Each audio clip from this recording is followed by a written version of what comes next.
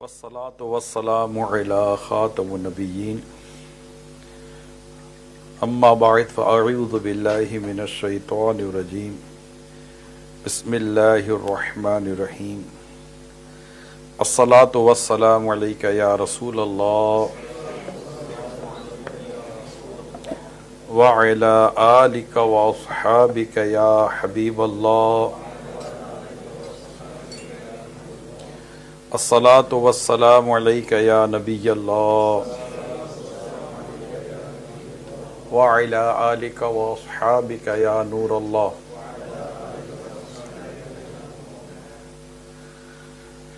اللہ پاک کے سب سے آخری نبی محمد عربی صلی اللہ علیہ وآلہ وسلم نے فرمایا جس نے جمعہ کے دن مجھ پر 200 بار درود پڑھے اللہ پاک اس کے 200 سال کے گناہ بخش دیتا ہے. ہر جمعہ کو پابندی کے ساتھ ہو سکے کم از کم 200 بار یا زیادہ سے زیادہ درود پاک پڑھا. بھی آپ نے ماشاءاللہ درود پاک کے فضائل اور درود پاک کی اہمیت کو سنا ہے. اللہ پڑھتے رہنے کی توفیق عطا فرمائے. اور ابھی 43 منٹ شاید باقی ہیں غروب آفتاب کو، تو اگر یاد دلا دیجیے گا عبدالحبیب تو انشاءاللہ ہم غروب آفتاب سے چند منٹ پہلے دعا بھی کریں گے. جمعہ میں 2 خاص گھڑیاں ہیں جس میں دعا قبول ہوتی ہے، 2 خطبوں کے درمیان اور جمعے کو سورج غروب ہونے سے کچھ دیر پہلے دعا کی جائے تو وہ دعا اللہ قبول فرماتا ہے.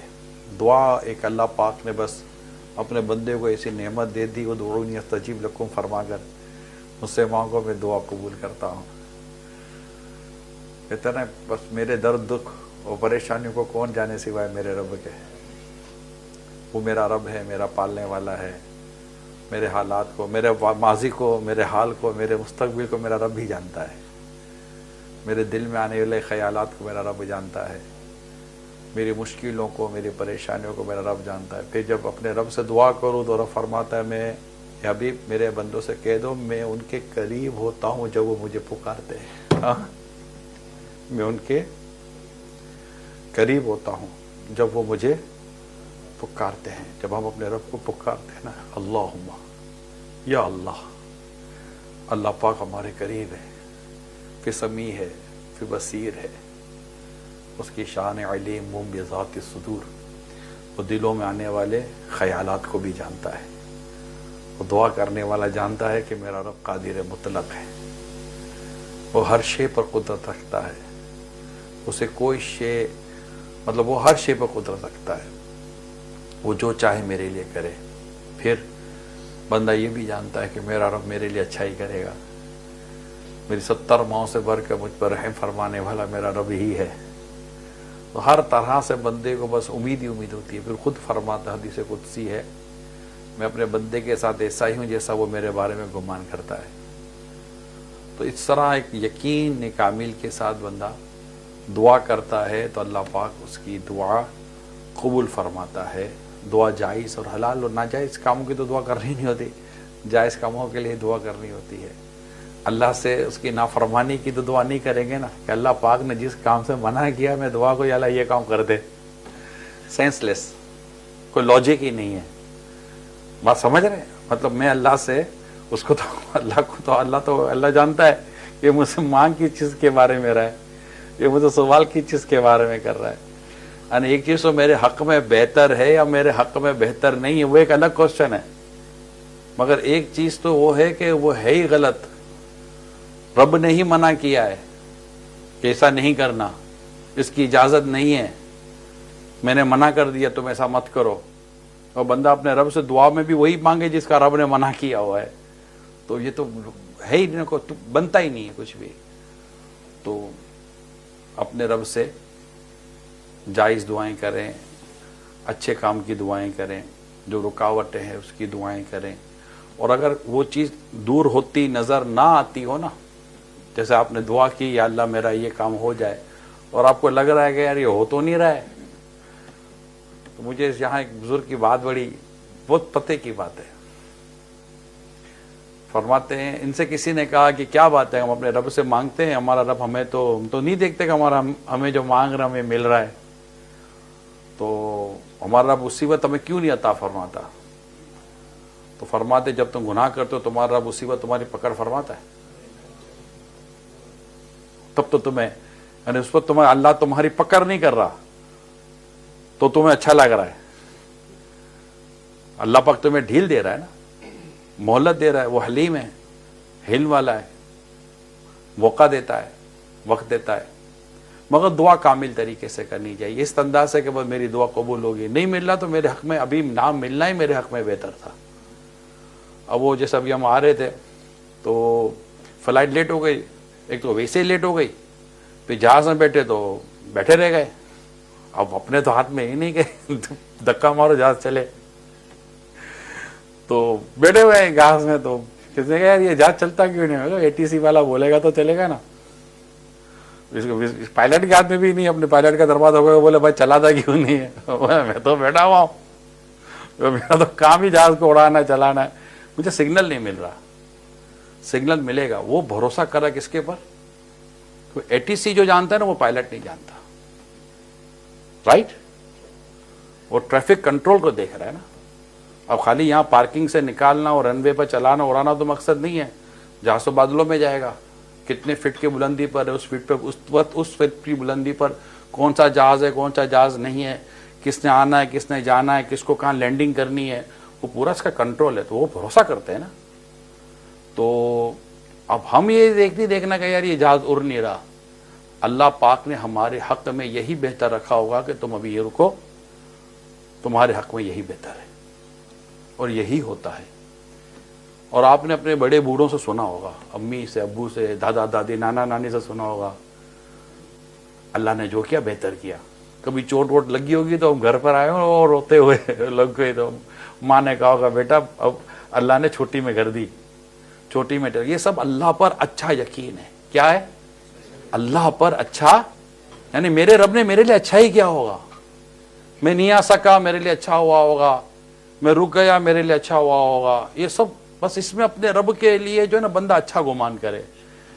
اپنے رب کے بارے میں اچھا گمان رکھنا یہ واجب ہے، لازم ہے کہ میرا رب میرے لیے اچھا ہی کرے گا. اور اس سے اچھا اس کے علاوہ آپ کا آپشن ہے؟ آپشن بھی کوئی نہیں ہے. سکون بھی اسی میں ہی ہے. جب ہمارا یہ مائنڈ اصل عطا تو ہمیں ہے، میں کہہ رہا ہوں تو کون منع کرے گا یار. لیکن جب نہیں ہو رہا ہوتا نا تو پریشانی آتی ہے. تو اس کو پکا کرنا ہے ذہن کے اندر. نہیں ہو رہا، اچھا یہ تو طے ہے نا کہ میرا رب میری سن رہا ہے، وہ سمیع ہے. میرا رب مجھے دیکھ رہا ہے، وہ بصیر ہے. میرا رب علم والا ہے، وہ جانتا ہے. میرا رب خبیر ہے. ہمیں ہمارا یہ عقیدہ ہے. جب سب کچھ ہے، میں بھی بیان کر رہا ہوں میرا رب سن رہا ہے، میرا رب دیکھ رہا ہے.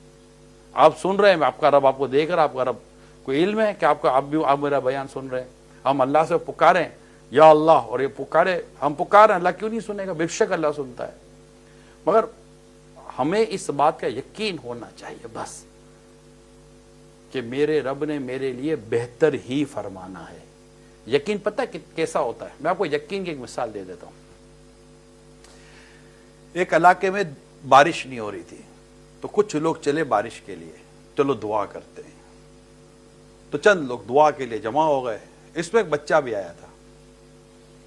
بچے کے ہاتھ میں چھتری تھی.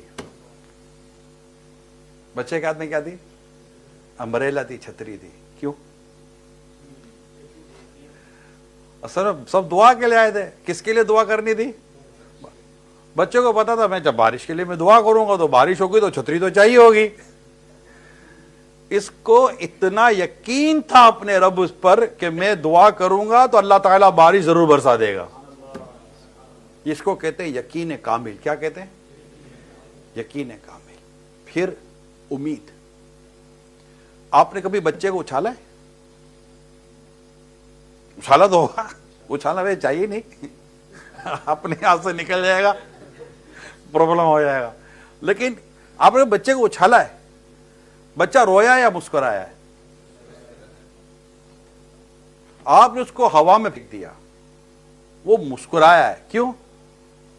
اس کو یقین ہے کہ میں یہ جس نے مجھے اچھالا ہے نا مجھے پکڑے گا ضرور، مجھے گرنے نہیں دے گا.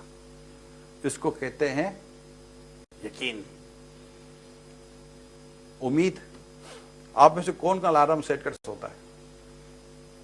ارے کوئی حرج نہیں ہے، بغیر الارم پہ کون سوئے گا یار؟ اس کو بھی کوئی اور ہی اٹھائے گا، اور جو اس کو الارم نہیں اٹھاتا اس کو پھر کوئی اور ہی اٹھاتا ہے۔ نہیں، یہاں ہر جگہ نہیں، وہاں بھی الارم ہوتا تھا مگر وہاں الارم تھک جاتا تھا۔ تو روز جاگتا ہے، میرے کو تو سونے دے۔ اب پتہ ہے، کسی کو نہیں پتا کہ میں صبح اٹھوں گا، مگر کوئی ہے جو الارم سیٹ نہ کرتا ہو۔ سب الارم سیٹ کر کے سوتے ہیں، کیوں؟ ایک امید ہے اللہ مجھے جگائے گا۔ تو یہ کچھ امید، یقین، بھروسہ، اس کی یہ چند ایگزامپلس تھی۔ تو بندہ بس اپنے رب پر بھروسہ کرے، میرا رب مجھے ضائع نہیں فرمائے گا۔ کیا بھروسہ رکھے؟ میرا رب مجھے ضائع نہیں فرمائے گا۔ حضرت ابراہیم علیہ السلام، میرا بیان ابھی میں نے شروع نہیں کیا، معافی چاہتا ہوں، بات چل رہی ہے تو کچھ باتیں یاد آ رہی ہیں۔ اللہ پر یقین، اللہ پر بھروسہ، اللہ پر اعتماد پر باتیں یاد آ رہی ہیں۔ حضرت ابراہیم علیہ السلام، حضرت بی بی ہاجرہ رضی اللہ تعالی عنہ اور حضرت اسماعیل علیہ السلام، اسماعیل علیہ السلام بالکل دودھ پیتے بچے تھے، شیرخوار تھے۔ تو آپ حضرت ہاجرہ رضی اللہ تعالی عنہ اور اپنے بیٹے حضرت اسماعیل علیہ السلام کو مکہ مکرمہ لے آئے، کعبہ مشرفہ کے پاس، اور وہاں دونوں کو اکیلا چھوڑ دیا۔ کچھ بھی نہیں تھا، نہ پانی، نہ دانا، نہ بندہ۔ پہاڑ تھے بیچ میں، کعبہ مشرفہ، مطلب ایک ہر طرف کوئی آبادی نہیں تھی۔ پہاڑ کا کنفرم نہیں ہے مجھے، آبادی نہیں تھی۔ حضرت ابراہیم علیہ السلام چھوڑ کر جانے لگے۔ بی بی ہاجرہ رضی اللہ تعالیٰ عنہ عورت ہیں، پیچھے گئی اور کہا کہ ہمیں اس جنگل بیابان میں اکیلا کہاں چھوڑ کے جا رہے ہیں؟ آپ نے جواب ہی نہیں دیا۔ پھر آگے جا رہے، آپ آگے بڑھ رہے، وہ پیچھے سے پکار رہی ہیں، آپ ہمیں کس کے آسرے چھوڑ کے جا رہے ہیں؟ آپ پھر آگے بڑھ رہے ہیں۔ پھر آپ نے ایک سوال کیا حضرت ابراہیم علیہ السلام سے، شوہر ہیں آپ کے، اچھا یہ بتائیے کہ آپ جو کچھ کر رہے ہیں اللہ کے حکم پر کر رہے ہیں، اور ایسا کرنے کو آپ کو رب نے فرمایا ہے؟ حضرت ابراہیم علیہ السلام نے فرمایا، ہاں مجھے میرے رب نے فرمایا ہے۔ بی بی ہاجرہ رضی اللہ تعالی عنہ کا یقین دیکھیے، اپنے رب پر بھروسہ دیکھیے۔ کہتے پھر جائیے، ہمارا رب ہمیں ضائع نہیں فرمائے گا۔ کیا یقین ہے، کامل تھا۔ ہمیں اپنے رب پر ایسا بھروسہ ہونا چاہیے، ایسا ہی بھروسہ ہونا چاہیے۔ اس کے لیے اپنے رب سے محبت کریں، اپنے رب سے پیار کریں، اپنے رب کی عبادت کریں، اپنے رب کو قرب حاصل کریں۔ اور قرب فرض کے ذریعے ہوتا ہے۔ حدیث قدسی میں بندہ فرائض کے ذریعے جتنا میرا قرب حاصل کرتا ہے کسی اور عبادت کے ذریعے نہیں کرتا۔ سب سے زیادہ بندے کو جو قرب حاصل ہوتا ہے رب کا، رب کی رحمت کا، رب کی پہچان، رب کی معرفت، کہ میں اپنے رب کو پہچانوں، میرے رب کی محبت، میرے رب کا پیار، میرے رب کی چاہت، میرا رب مجھے رزق دے رہا ہے، میں اپنے رب کی صفات کو پڑھوں۔ یقین مانیں، آپ پڑھیں قرآن کریم میں اپنے رب کی صفات پڑھیں، علیم، خبیر، سمیع، بصیر، ودود، رحمان، رحیم، کسی صفات ہیں۔ اور اللہ کو اس کے اچھے ناموں سے پکارنا، یہ اپنے رب کا، ہمارے رب کا فرمان ہے کہ رب کو اس کے اچھے ناموں سے پکارو۔ اور اس کے ناموں کے معنی پڑھتے ہیں، اور معنی کی اگر ہم وضاحت پڑھتے ہیں نا، یہ اللہ پاک کی پہچان ہمیں اور نصیب ہوتی ہے، اور یہ ہمارے دل میں اللہ کی محبت پیدا ہوتی ہے۔ جب بندہ اپنے رب سے ایسی محبت کرتا ہے نا، جیسا وہ کرنی چاہیے، اپنے رب سے محبت نہیں کریں گے تو کس سے کریں گے؟ تو بندہ پھر اپنے رب کو ناراض نہیں کرتا، پھر رب کو ناراض کیسے کرے گا؟ آپ نے دیکھا ہوگا بزرگان دین کتنا روتے ہیں، گناہ نہیں کرتے پھر بھی روتے ہیں، ان کو ان کے رب کی محبت ملی ہوئی ہوتی ہے۔ آپ کو جب کسی سے محبت ہو جاتی ہے نا، آپ اس کی تھوڑی سی ناراضگی سے بھی ڈرتے ہیں، رائٹ؟ تھوڑی سی ناراضگی سے بھی ڈرتے، اس کو برا لگ گیا تو، ناراض ہو گیا تو گھبراہٹ رہتی ہے۔ یہ جو عشق مجازی والے ہوتے ہیں نا، یہ جو لگے رہتے ہیں، ان کو دیکھو تو بس تکے میں منہ ڈال کر روتے رہتے ہیں، ان کا کام ہی کوئی اور نہیں ہے۔ اب کیا ان کو یہ ڈر لگتا رہتا ہے، خراب لگ گیا تو، ناراض ہو گئی تو، ادھر وہ لگا، وہ اس کو خراب لگ گیا، ناراض ہو گئی تو۔ اچھا، یہ میاں بیوی میں بھی اس سے محبت ہوتی ہے یہ محبت ماں باپ میں بھی ہوتی ہے۔ یہ بھائیوں میں بھی بعض اوقات ہوتی ہے، حالانکہ کم ہوتی ہے مگر ہوتی ہے، کچھ نہ کچھ اس طرح کی محبتیں ہماری آپس میں بھی ہوتی ہیں. اچھا آپس میں دوست ایسے ہوتے تھے، پکے دوست ہوتے، جانی دوست، جگری دوست، بس کھانا پینا اسی کے ساتھ، اٹھنا بیٹھنا اسی کے ساتھ، آنا جانا اسی کے ساتھ. تو سوئے گا تو میں سوؤں گا، تو جاگے گا تو میں جاگوں گا، تو گرے گا تو میں بھی گر جاؤں گا، کپڑے بھی ایک جیسے پہنیں گے، سب کچھ ایک جیسا ہی کریں گے. یہ ایک دوسرے کے پیچھے بالکل پاگلوں کی طرح پاگل ہوتا ہے، وہ ناراض تو یہ ناراض، وہ خراب تو یہ خراب، اس کا موڈ خراب تو یہ بھی نہیں کھائے گا. یہ تعلقات ہوتے ہیں، یہ آپس کے ہمارے تعلقات ہیں. تھوڑا سوچیے جب بندے کو اپنے رب سے محبت ہو جائے تو، رب کی محبت، پھر کیسا ڈرے گا وہ اپنے رب کی ناراضگی سے. یہ اولیاء کرام کو اتنا قرب حاصل ہے. یہ اللہ کے نیک بندے جن کا ذکر پڑھتے ہیں نا، داتا گنج بخش علی حجویری علیہ رحمہ، خواجہ غریب نواز علیہ رحمہ، اعلیٰ حضرت رحمۃ اللہ تعالیٰ علیہ، طرح اور بزرگان دین جن کا غوث پاک رحمۃ اللہ تعالیٰ علیہ، امام اعظم رحمۃ اللہ تعالیٰ علیہ. تو اولیاء کرام، پھر صحابہ کرام کی تو شان ہی کچھ اور ہے، پھر انبیاء کرام کی تو شان ہی کچھ اور ہے، پھر امام الانبیاء کی تو شان ہی کچھ اور ہے. یہ دیکھیں رونے والے تھے، آپ دیکھیں اولیاء کرام سارے رونے والے تھے. انبیاء کرام روتے تھے، اللہ کی محبت میں، اللہ کے خوف سے روتے تھے کہ ہم سے کوئی ایسا عمل نہ ہو جائے جس سے اللہ ناراض ہو جائے. اچھا ناراض ہونے میں بھی رونے کی ایک وجہ بھی، ایک اور وجہ بھی ہوتی تھی. ہمیں جو قرب حاصل ہے نا رب کا، رب کی جو محبت حاصل ہے، کہ ایسا نہ ہم سے کوئی ایسا عمل ہو جائے کہ ہم سے وہ اللہ کا قرب چلا جائے، ہم سے وہ اللہ کی محبت دور ہو جائے. وہ جو لذت تھی نا محبت میں، وہ لذت ان کو رلاتی ہے. اللہ کا قرب ان کو رلاتا ہے کہ بس میں اپنے رب سے محبت ہے. تو ہمیں اللہ کرے کہ ان کی محبتوں کا صدقہ، ان کی محبتوں کی خیرات نصیب ہو جائے. نبی پاک صلی اللہ علیہ وسلم فرماتے ہیں، اللہ پاک سے جتنا میں ڈرایا گیا ہوں کوئی نہیں ڈرایا گیا.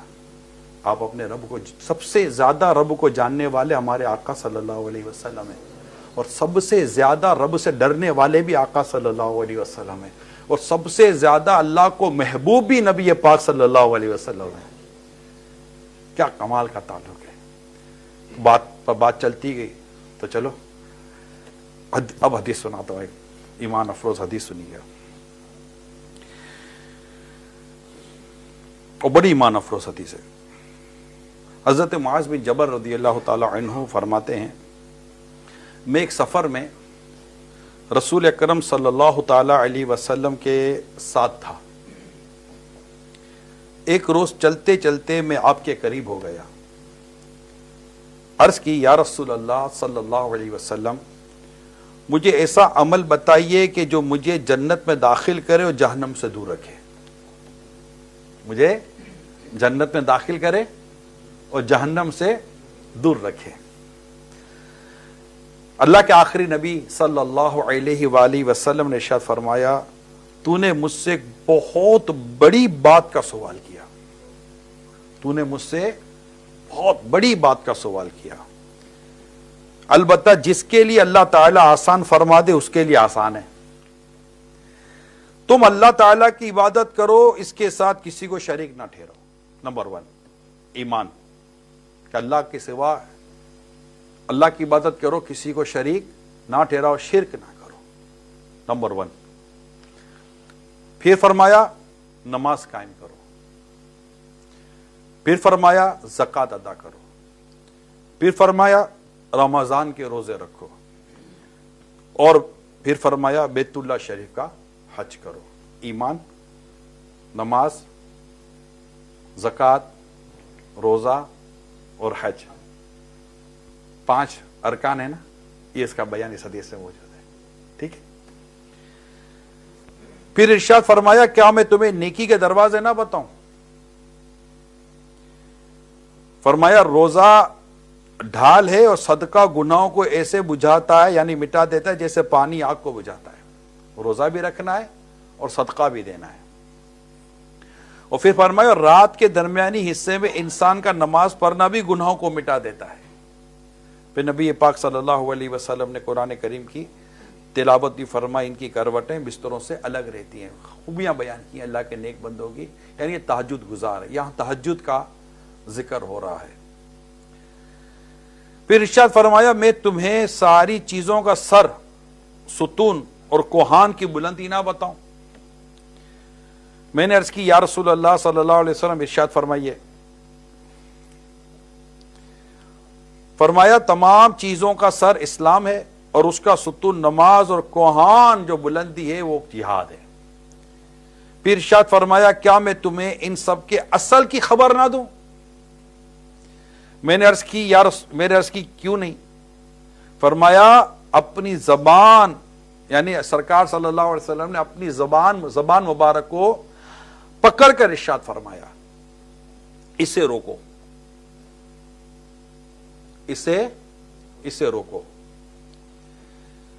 میں نے عرض کی اے اللہ کے حبیب، کیا زبانی گفتگو پر بھی ہمارا مواخذہ ہے؟ یعنی زبان کا جب استعمال کر رہے ہیں کہ اس پر بھی ہماری پکڑ ہوگی، پوچھ گچھ ہوگی؟ پیارے آقا نے ارشاد فرمایا تیری ماں تجھے روئے، لوگوں کو اوندھے منہ جہنم میں ان کی زبانوں کی کاٹی ہوئی کھیتی یعنی گفتگو گراتی ہے۔ اب یہاں پر یہ حدیث پاک پوری ہوئی، ترمذی شریف کی حدیث ہے، کتاب الایمان سے میں نے یہ حدیث بیان کی ہے، اور تفسیر صراط الجنان قرآن کریم کی بڑی خوبصورت تفسیر ہے، یہ تفسیر آپ لیں انشاءاللہ تعالی، اور اس میں سورہ مائدہ کی آیت نمبر 9 اور 10 کے تحت الحمدللہ یہ عظیم الشان اور خوبصورت حدیث نقل کی گئی ہے۔ اب یہاں پر جو بڑی واضح گفتگو ہے، بڑی واضح بیان ہے کہ ہم نے یہ 5 چیزیں، مسلمان تو الحمدللہ ہم ہیں، اللہ کا شکر ہے، اللہ پاک ہمارا ایمان سلامت رکھے، اور ایمان کی سلامتی کی ہمیں فکر بھی کرنی چاہیے کہ ایسا نہ ہو، خدا نہ خواستہ، اللہ نہ کرے ہماری کسی بے احتیاطی کی وجہ سے، بد کلامی کی وجہ سے، یا کوئی ایسا ہم فعل کر جائیں، خدا نہ خواستہ اللہ نہ کرے، ایسا قول، ایسا منہ سے الفاظ نکل جائے، کوئی ایسا عمل ہو جائے ہم سے جو اسلام میں جس کی اجازت نہ ہو، جس سے ایمان ضائع ہو جاتا ہے۔ ایسے کئی چیزیں جس سے ایمان ضائع ہو جاتا ہے، اور یہ بات ہمیں ہمیشہ یاد رکھنی چاہیے۔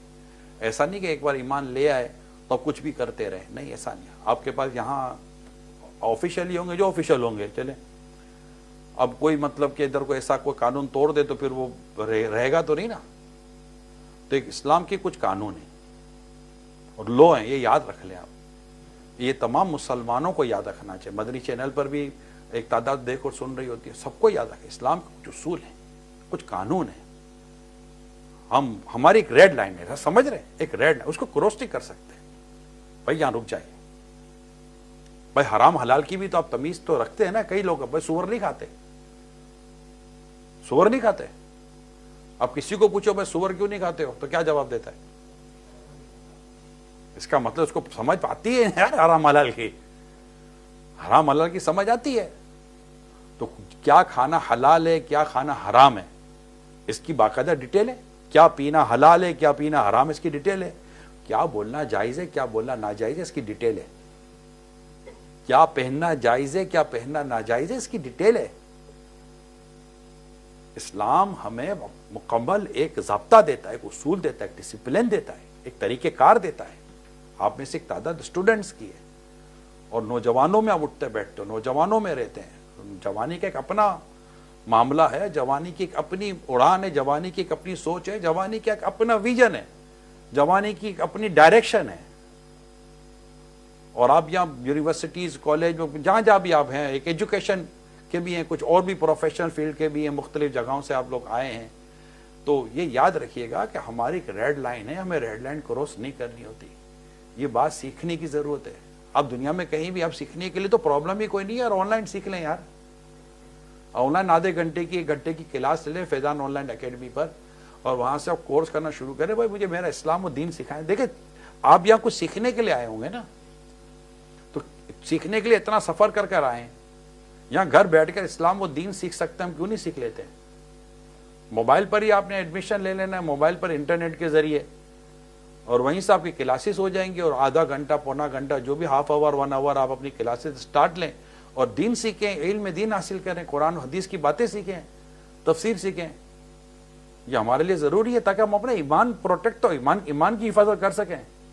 بھائی آپ یہاں آئے ہوں گے تو کچھ پوچھ کر ہی آئیں گے نا، بھائی وڈا پیس جا رہا ہوں، کیا ہے ایئرپورٹ پہ، کیا ہے ایئرپورٹ کا تو ایسا سانس اندر کے اندر باہر کی باہر نا، 4 دفعہ تو بیگ چیک کرتے، کچھ کسی نے بھول تو نہیں گیا، کسی نے کوئی ڈال وال تو نہیں دیا، اور پاسپورٹ بھی 10 دفعہ چیک کرتے ہیں, ہاں یہیں رکھا تھا, یہیں رکھا تھا, یہیں رکھا تھا. اتنا بھی لیٹ نہیں. اتنی ٹینشن ہوتی ہے امیگریشن پہ, جائے پتہ نہیں کیا سوال کر لیں گے, کیا پوچھ لیں گے, جواب نہیں آیا تو, روک لیا تو. کتنا ٹینشن ہے یار امیگریشن پر, تو ٹینشن ہے.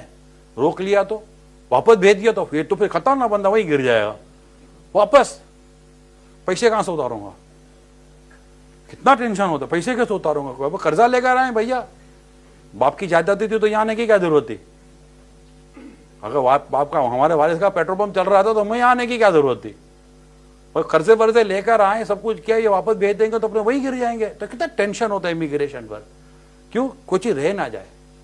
پوچھ کر آتے ہیں, یار سوال کیا کریں گے, جواب کیا دوں گا. اچھا پھر اس میں کچھ بندوبست بھی ہوتا ہے جواب دینے میں بھی, اور یہ پکڑ لیا تو اس نے پھر سوال کیا تو اس نے. کتنا ٹینشن, کتنی تیاری ہے. سن کر پوچھ کر آتے ہیں نا. پھر یہاں آنے کے بعد یہاں کیسے رہنا ہے, آپ کسی یونیورسٹی میں ایڈمیشن لے, یہاں کیا رہنا ہے, یہاں کے رولس اور ریگولیشنز کو معلوم کرتے ہیں آپ, پھر اس کو فالو کرتے ہیں. پتہ ہے فالو نہیں کریں گے تو گیٹ آؤٹ. بھائی کیا کر رہے ہو آپ لوگ. تو جب اتنا کچھ یہاں رہنے کے لیے, پڑھنے کے لیے سیکھ رہے ہیں, اس اللہ پاک ہمیں ایمان اور اسلام پر استقامت دے. اللہ بے نیاز ہے, اللہ پاک بے نیاز ہے. اللہ الصمد, وہ بے نیاز ہے. اللہ غنی ہے, ہم محتاج ہیں اس کے. ہمیں اس بات کی ضرورت ہے کہ ہم اپنے رب کی رضا کی باتیں پڑھیں, اور ہم اس باتوں کو پڑھیں جس سے ہمارا ایمان ضائع نہ ہو جائے. یہ ہماری ضرورت ہے, ہماری بیسک ریکوائرمنٹ ہے. یہ اس کو کہتے ہیں اوبلیگیٹری نالج آف اسلام, اور یہ ہم سب کے لیے ضروری ہے. تو ایمان کو سلامت رکھنے کے لیے پھر اسپیشلی ایک ایسا انوائرمنٹ, ایک ایسا ماحول ہوتا ہے جہاں پر مسلم اور نان مسلم کی ایک باقاعدہ تعداد ہوتی ہے, بلکہ نان مسلم بھی ایک نہیں, طرح طرح کے مذاہب کے لوگوں کے ساتھ جب اٹھنا بیٹھنا ملنا ہے اور ان کے ساتھ پڑھنا ہے, بہت ساری چیزیں ہوتی ہیں. تو یہاں تو زیادہ امپورٹنس ہو جائے گی نا, کہ میرا جو اپنا ایک اسلامک ویلیوز ہیں, جو میری اسلامک ایک بیسک چیزیں ہیں, وہ تو مجھے پتہ ہونی چاہیے نا ڈیفینیٹلی. جیسے آپ نے سور کے بارے میں کہا نا یار, آپ کے ساتھ اگر ایک آدمی سور کھا رہا ہے جو نان مسلم ہے, تو آپ تھوڑی کوئی کھا لو گا یار, چل آج تیرے ساتھ کمپنی دے دیتا ہوں. معاذ اللہ, ایسا تو ہے نہیں نا یار. نہیں بھائی, کیسے, how can is it possible یار, میں نہیں کھاتا. وہ زبردستی کھلائے گا تبھی نہیں کھائیں گے آپ, پاسبل نہیں ہے. سمجھ رہے نا آپ, یہ مطلب یہ ہو ہی نہیں سکتا, آپ سوچ بھی نہیں سکتے ایسا. خواب میں بھی کوئی خدا نہ کرتا ہو جائے تو وہ ہمیں خواب میں ہو جائے گی, نہیں ہو سکتا. وجہ صرف یہ نہیں ہے کہ آپ کو گھن آتی ہے, ایک بیسک وجہ یہ ہے کہ اللہ نے اس کو حرام کر دیا ہے. تو اللہ نے جو سور کے علاوہ دیگر چیزیں حرام کی, اس سے بھی تو بچنا ہے نا بھیا. بات سمجھ گئے باپ, یہ بیسک چیز تھی. سور کے علاوہ بھی تو ہر چیزیں حرام ہے, نہیں ہے. خود غیبت حرام ہے, نگاہوں سے ہونے والے 100 کام میں جو حرام ہے, زبان سے بولنے والی کئی چیزیں جو حرام ہے, پہننے کے لیے کئی ایسی چیزیں جو حرام ہے, ناجائز ہیں. ہر چیز سے بچنا ہے, اور انشاءاللہ جتنا بچے گا اتنا ایمان کامل ہوگا.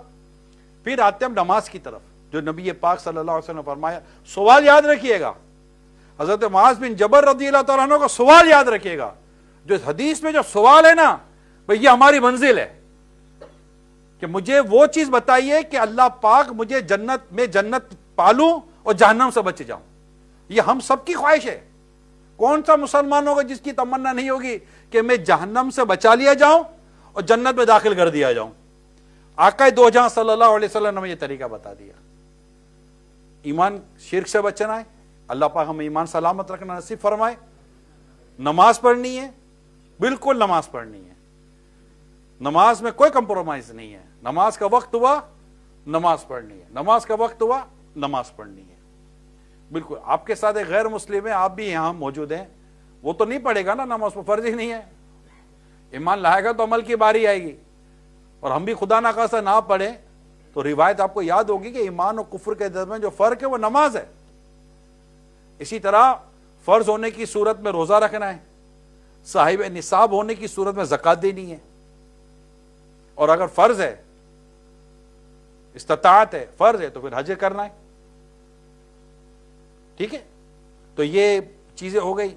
پھر جو طویل ہے, اللہ پاک توفیق دے, تہجد کی نماز پڑھیں, پڑھ سکتے ہیں یار.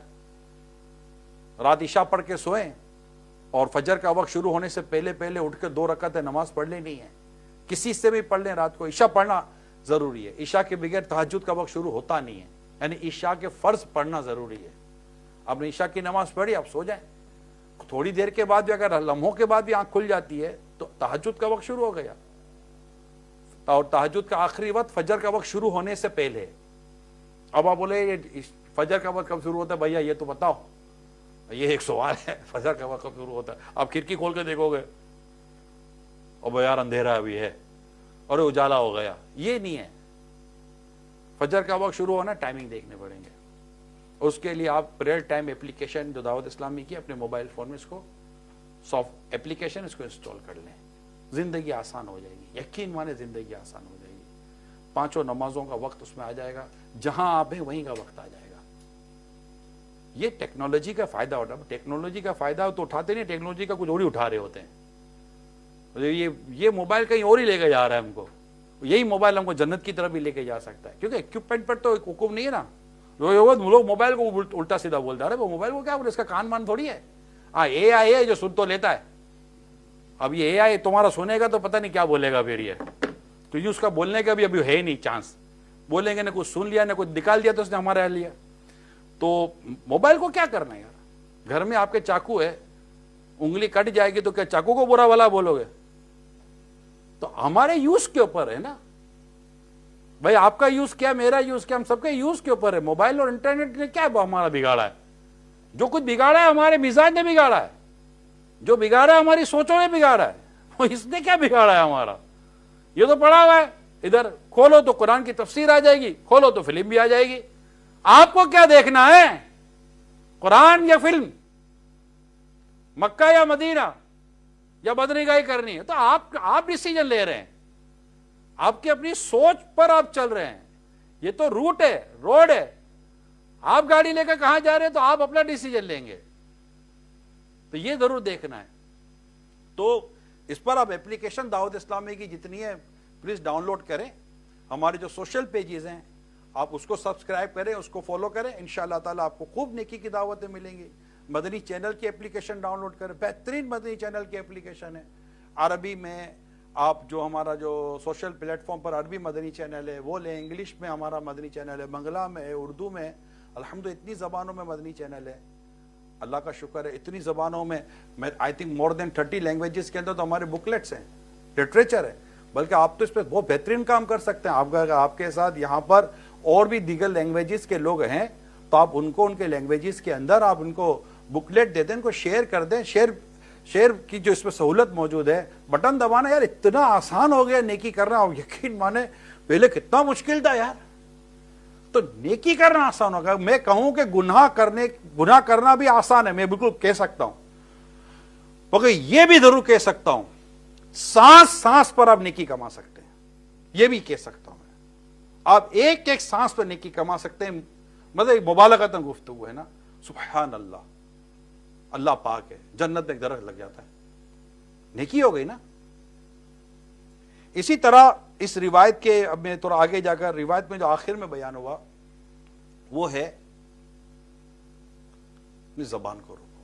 کہ نبی پاک صلی اللہ علیہ وسلم کا یہ فرمان جو بالکل آخر میں کہ جہنم میں ان کی زبانوں کی کاٹی یعنی زبانوں کی ہوئی گفتگو گراتی ہے.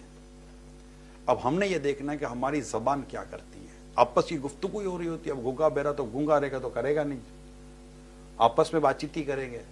معاذ اللہ بازوں کی گالی دینے کی عادت ہوتی ہے. اب گالی انگلش میں دو کہ اردو میں دو کہ کسی اور زبان میں دو, گالی تو گالی ہے نا یار, گالی تو گالی ہے. غیبت کرو تو غیبت تو غیبت ہی ہے, چگلی کرو تو چگلی ہے, دل آزاری کرو. تو کسی بھی صورت اپنی زبان کی حفاظت کرے. اللہ نہ کرے یہ زبان کہیں ہمارے ایمان کو ضائع نہ کروا دے, اور اللہ نہ کرے یہ زبان کہ ہمیں اپنے رب کی ناراضگی والا نہ کر. یعنی زبان سے بندہ ایک جملہ کہتا ہے, پیارے اسلامی بھائیو, ایک جملہ بندہ زبان سے کہتا ہے, اللہ پاک اس کے جملے سے اتنا راضی ہو جاتا ہے کہ اسے اللہ پاک جنت عطا کر دیتا ہے, اس کو پتہ بھی نہیں ہوتا. اور اللہ پاک اس کے جملے سے ایسا ناراض ہو جاتا ہے کہ اس کو جہنم کی طرف, یعنی اس کو جہنم کی گہرائی کیا کے بارے میں روایتوں میں آتا ہے, اور اسے پتہ بھی نہیں ہوتا کہ مجھ سے یہ جملہ ہو گیا. تو اللہ کو راضی کرنے والا جملہ بیان کرنا, یہ سب کتابیں ہیں, کیا بولنا ہے کیا نہیں بولنا. اب تو خیر اب اس کو لوگ پروفیشنلی لوگ پڑھ رہے ہیں, بولنے کے طریقے, فن کلام ہیں.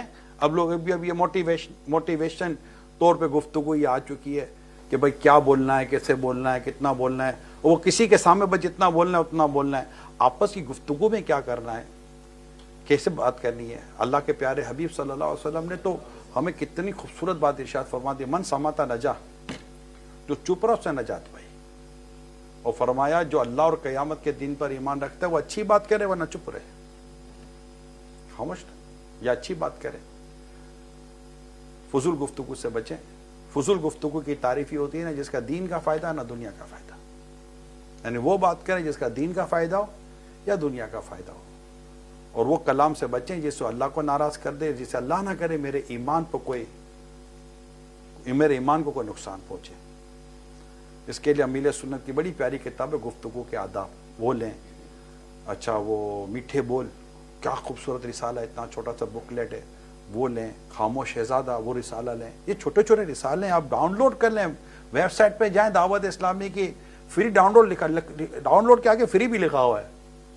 چل اور سہولت ہو گئی, ٹینشن ہی نہیں نا.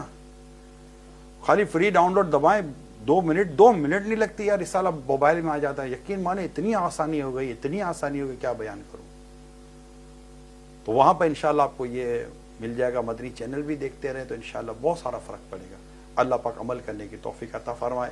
اللہ پاک ہم سب کا ایمان سلامت رکھے, اور ہم جہاں بھی رہیں اپنے ایمان کی حفاظت کرتے رہیں, عبادت کرتے رہیں, اپنے رب کو راضی کرتے رہیں.